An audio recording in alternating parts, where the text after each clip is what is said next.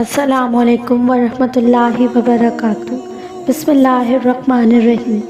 اللہ تعالیٰ کس شخص کو جلدی عطا کرتا ہے؟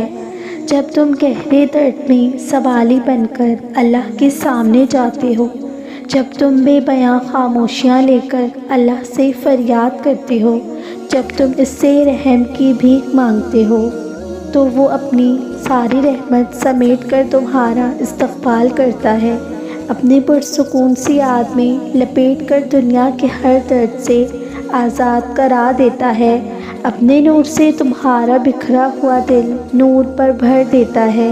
رب سب کو دیتا ہے، وہ کسی کو انکار نہیں کرتا، لیکن رب اس کے لیے خاص اہتمام کرتا ہے جس نے عمر بھر اپنے رب کے لیے اہتمام کیا۔ ایک بات اور یاد رکھیں، آپ کا رب بہت شرم و حیا والا ہے۔ جس بندے نے ساری عمر کسی کی مدد کرنے سے انکار نہیں کیا، رب اسے کیسے انکار کرے گا؟ جس نے رب کی محبت کے لیے بندوں سے محبت کی، ان کے لیے آسانیاں پیدا کی، رب اس بندے کے کھلے ہوئے ہاتھوں کو خالی ہاتھ کیسے لوٹا سکتا ہے؟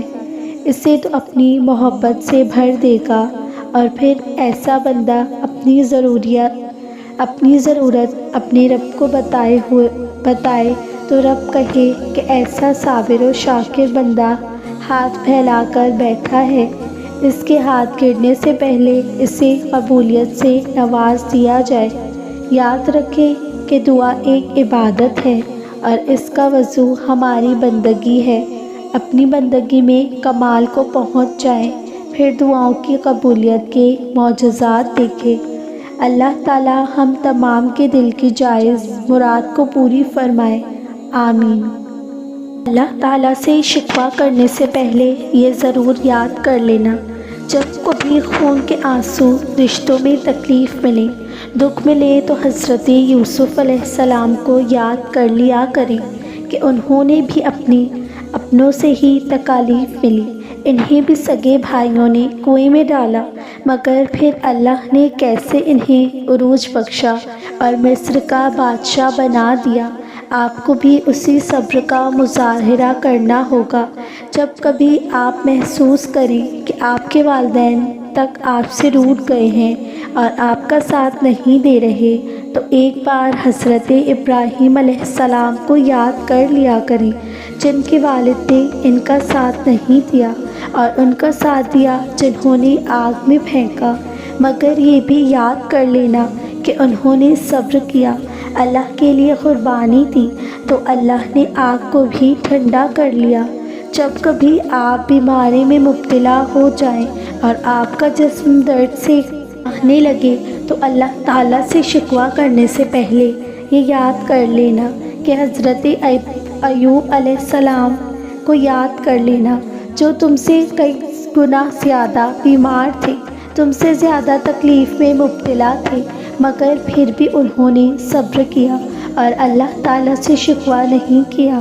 جب کبھی آپ کسی تکلیف میں مبتلا ہو جائیں یا کسی مصیبت میں پھنس جائیں، تو اللہ تعالیٰ سے شکوہ کرنے سے پہلے حضرت ایوب علیہ السلام کو یاد کر لیجئے۔ انہوں نے مچھلی کے پیٹ میں بھی صبر کیا اور اپنے اللہ تعالیٰ کی تسبیح بیان کرتے رہے۔ اگر کبھی آپ پر سے اعتبار ختم ہو جائے یا آپ پر الزام لگائے جائیں اور آپ پر بہتان تراشی کی جائے، تو اپنی امی حضرت عائشہ رضی اللہ تعالیٰ عنہا کو یاد کر لیجئے گا، جن پر بہتان لگایا گیا مگر انہوں نے صبر کیا، اللہ نے ان پر پاکیزگی قرآن اتار دیا۔ جب کبھی آپ اکیلے رہ جائیں اور اپنی زندگی میں تنہا محسوس کریں خود کو، تو اپنے بابا حضرت آدم علیہ السلام کو یاد کر لیجئے گا، جن کو اللہ تعالیٰ نے اکیلا پیدا کیا اور پھر ان کو ساتھی عطا کیا۔ تم بھی نا امید نہ ہونا، تمہیں بھی تمہارا رب اکیلا نہیں چھوڑے گا۔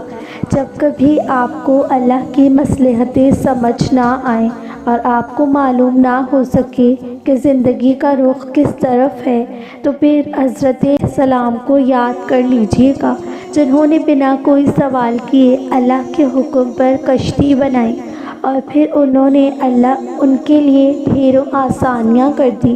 اگر کبھی تمہارے اپنے سگے پیارے اور رشتہ دار تمہارا مذاق اڑائیں، تمہارا تمسخر بنائیں، ہمارے پیارے نبی حضرت محمد صلی اللہ علیہ وسلم کو یاد کر لیجیے گا، جن کے اپنوں نے مذاق اڑایا، ان کو جھوٹا کہا، مگر انہوں نے صبر کیا، سب کچھ اللہ کے سپرد کر دیا، پھر اللہ نے انہیں تمام نبیوں کا سردار بنا دیا۔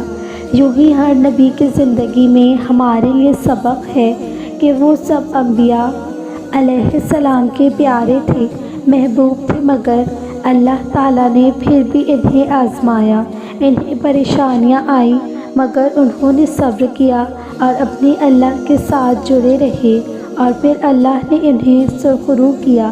آپ کو بھی یوں ہی اپنے اللہ کے ساتھ جڑے رہنا ہے اور استقامت سے کام لینا ہے۔ اللہ آپ کو کبھی اکیلا نہیں چھوڑے گا۔